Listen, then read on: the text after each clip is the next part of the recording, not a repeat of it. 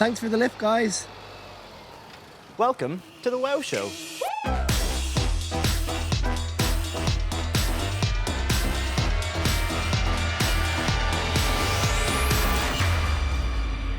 I bet you think the NHS is all about doctors, nurses, and hospitals, right? Wrong. There's an army of skillful and dedicated practitioners who play a vital role across our health service. They're called Allied Health Professionals, or AHPs for short. There's over 150,000 of them, working in hospitals, patients' homes, clinic, surgeries, and schools. They're helping change millions of lives for the better.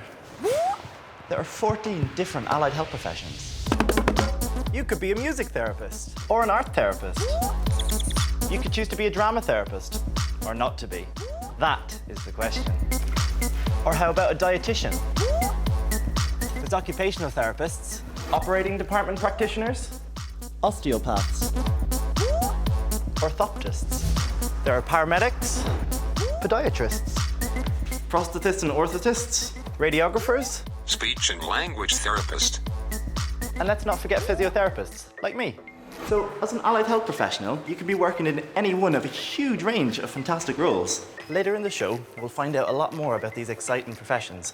And with the help of a panel of experts, we'll be able to answer some of your questions. But first up, what have Harry Kane, Darcy Bussell, and Mo Farah got in common? Yep, they all have famous feet. But what about our own feet? We often take them for granted, until there's a problem. And that's when we need a podiatrist. I'm a Great Britain age grouper in triathlon, a silver and bronze European medalist over sprint and Olympic distance. It puts a lot of strain on the body, especially the feet.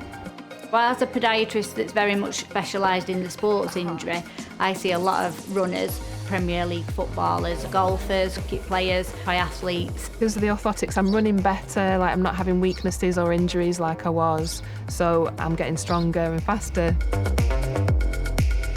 Podiatrist is a specialist in all things to do with the foot, whether that's the circulation, the joints and muscles of the feet. The feet are an amazing piece of your anatomy that, if they're not functioning right, can really affect your quality of life.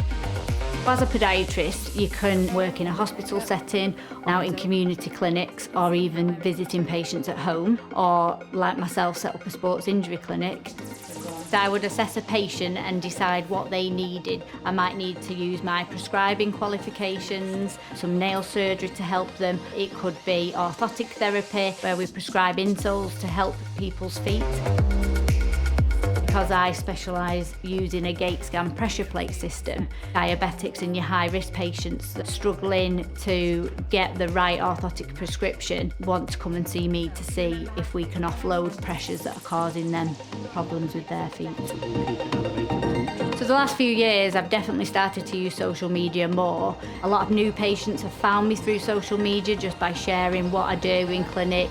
I'm a runner myself, so I tend to share things in terms of injury prevention and management. Definitely, social media now has become part of my job in terms of encouraging people to see what podiatrists do. Every day is completely different. The patients that I see are completely different. The sports patients are perfect for me because they'll come in very frustrated or down because they're injured. And as a podiatrist, I feel like I definitely make a contribution to fixing them and getting them back doing what they love.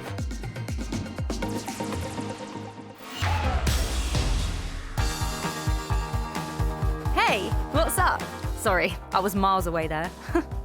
Yep, music, along with art and drama, can affect us deeply, and all three of these are used by professional therapists to improve people's emotional health and well-being. Check this out. Music therapists use music to help their patients open up and express their emotions through sounds. Music helps develop communication, confidence, and self-awareness. Music therapists build relationships without using words, allowing anyone to access it. It isn't about teaching clients to actually sing or play an instrument. It's about communicating through improvised music with real instruments and the voice. For anyone affected by a learning disability, mental health issue, or physical illness, or finding it difficult to express emotions, working with music therapists can literally be life-changing. Art therapy uses creative and psychological techniques to help people who have experienced distressing or traumatic life events or live with life-limiting conditions. Art therapists need a degree or experience in art and use a range of creative techniques, but clients don't need to be good at art. Art therapists work alongside their clients to explore the meaning of their artworks and to support self-awareness and resilience. Dramatherapists, too, thrive on helping others with their feelings. They use improvisation, movement, and storytelling to engage with their clients. This provides a safe environment to help people communicate difficult feelings. For some people, acting out their experiences is much easier than directly talking about it. As a dramatherapist, you work with clients who have a broad range of difficulties, such as psychological and mental health issues, physical and learning disabilities.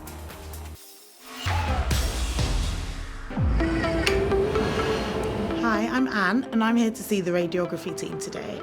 All I know is that they use x-rays, so let's go and find out more.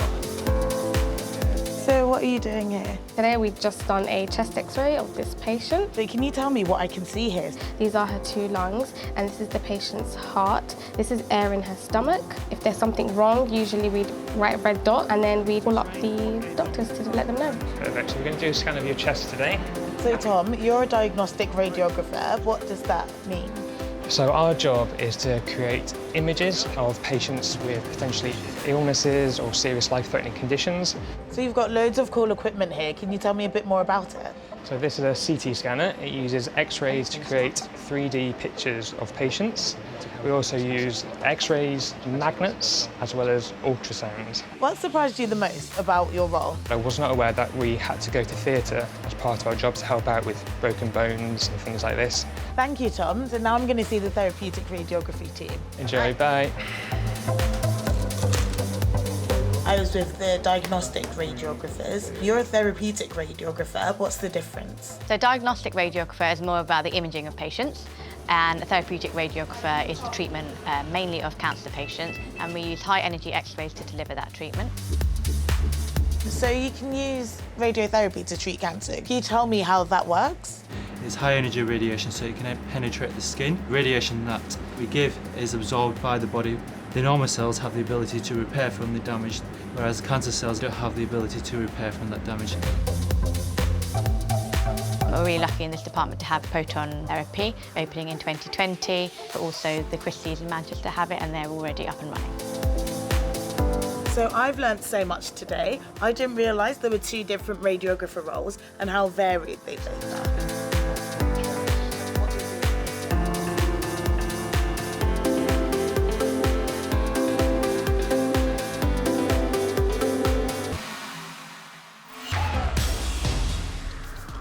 Want to know what it's like being a student AHP? Let's meet some of them.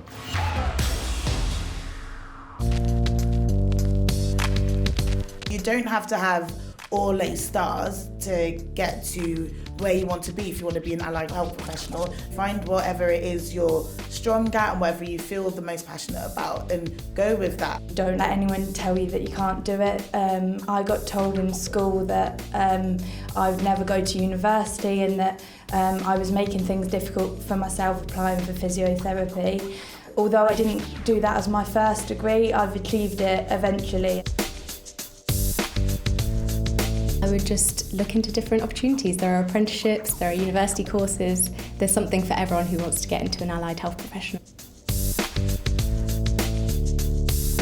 So you can be the difference between good care and bad care, and the way that the patient receives that experience. And you still sort of got that feeling sort of like in your chest that, like, you know, I've done something to help someone.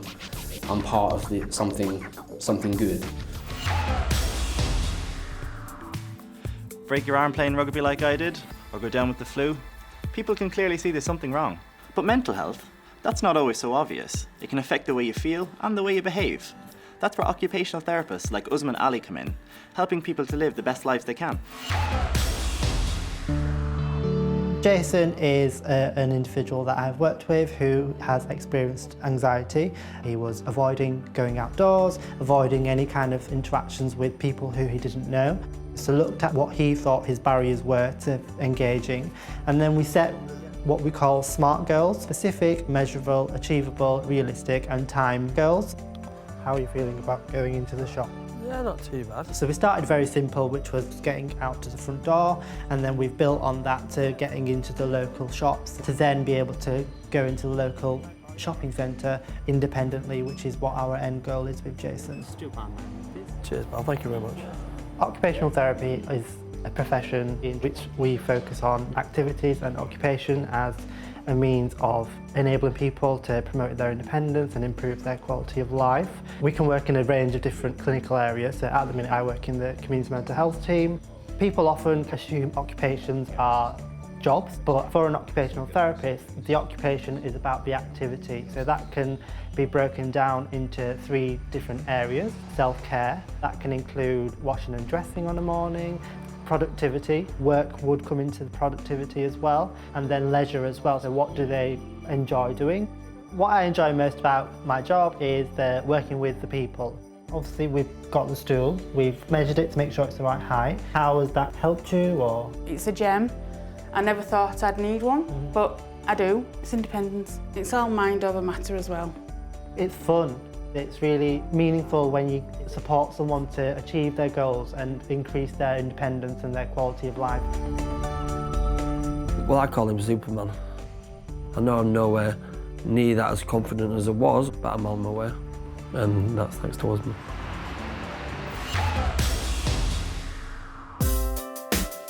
Do you have great interpersonal skills, patience and dedication? If so, physiotherapy might just be for you. As a physiotherapist, you'll treat people with physical and mental health problems caused by illness, injury, disability or ageing. You'll be assessing patients' problems and coming up with the right kind of treatment or programme to suit their needs. As well as treating patients with things like exercise or hands-on therapies, you'll be helping get them back to living the life they want to. Osteopaths are hands-on, regularly using a wide range of techniques that focus on releasing tension, stretching and massage to relieve pain, aid blood flow and help the body's own healing mechanisms. Osteopaths take a holistic approach. It's based on the principle that a patient's health depends on everything: the skeleton, muscles, ligaments and tissues, all functioning smoothly together.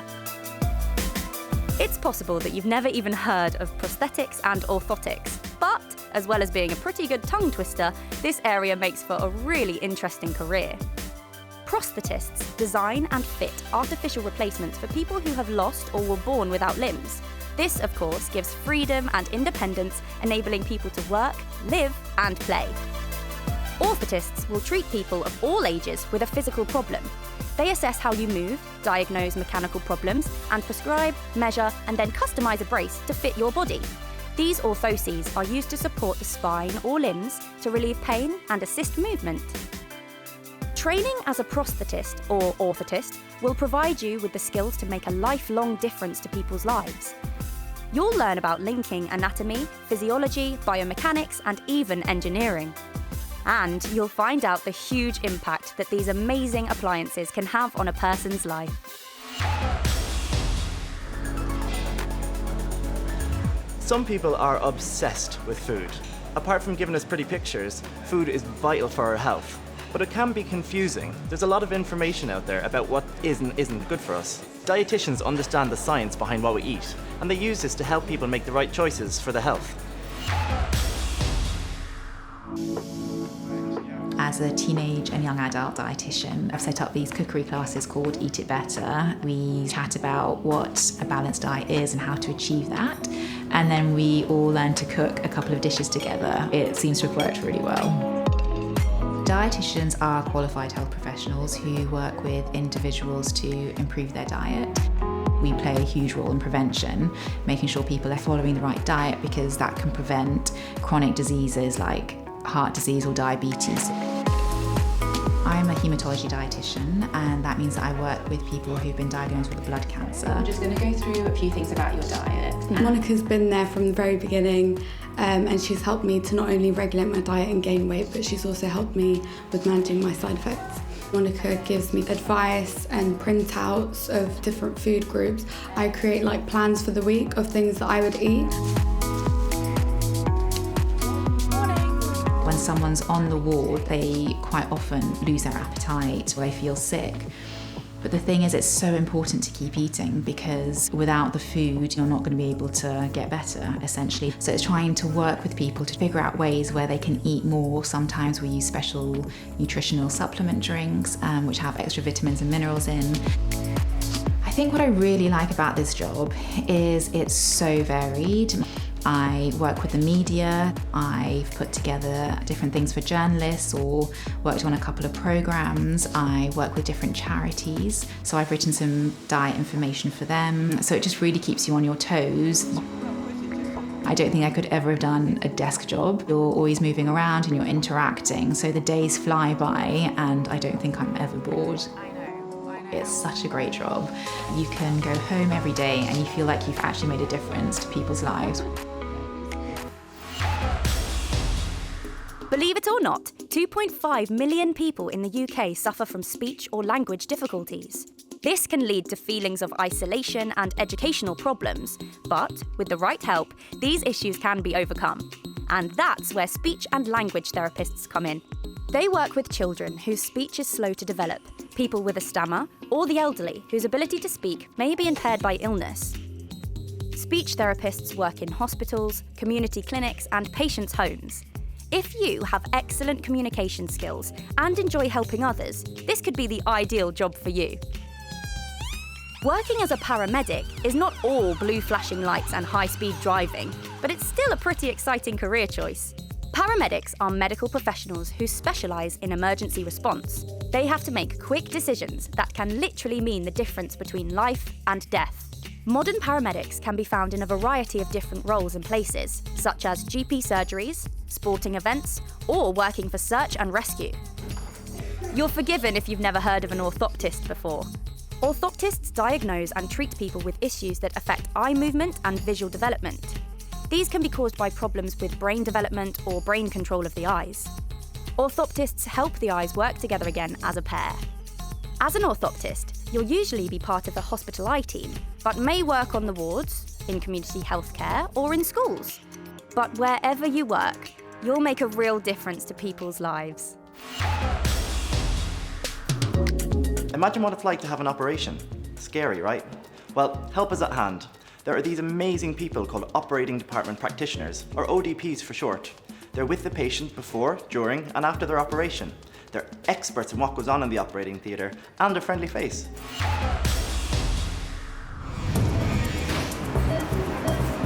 The ODPs are a key member of the team. You need to be able to react to difficult situations, have a really close eye on the patient, who is the #1 priority. My main aim is to provide patient safety and welfare. On a normal working day, I'm based as an anesthetic ODP, so I'll be working most of the time with nurses and anesthetists. But you could work in accident and emergency, intensive care unit, surgery and recovery. Normally, a patient comes in really shy, scared at the same time, so we talk about their favorite subjects at school, favorite food they're gonna have, just to distract them. I want them to feel comfortable. When the patient's asleep, we go straight in the theatre, transfer the patient into the operating table and perform the procedure. I need to assist the anesthetist and basically maintain patient safety. But if you're an ODP on the scrub side, you'll be assisting surgeons, so you'll be more past instruments to the surgeon. They have to count the instrument to make sure that there's no instrument left inside the patient. As an ODP, I think you have to be compassionate, hardworking, dedicated, respectful, and able to work in multidisciplinary team. The best bit of my job is knowing that the patient are all fine and okay by the end of the procedure. It was nice because before he was distracting me when they were putting needles in my hand. I knew who he was afterwards when I was really tired, which was nice. ODP job is very rewarding. Being appreciated by my team members, the parents and the patients themselves is very fulfilling. So, As you've seen, there's a huge number of choices if you're considering a career in healthcare. And the best thing about it, you can make a real difference to people's lives.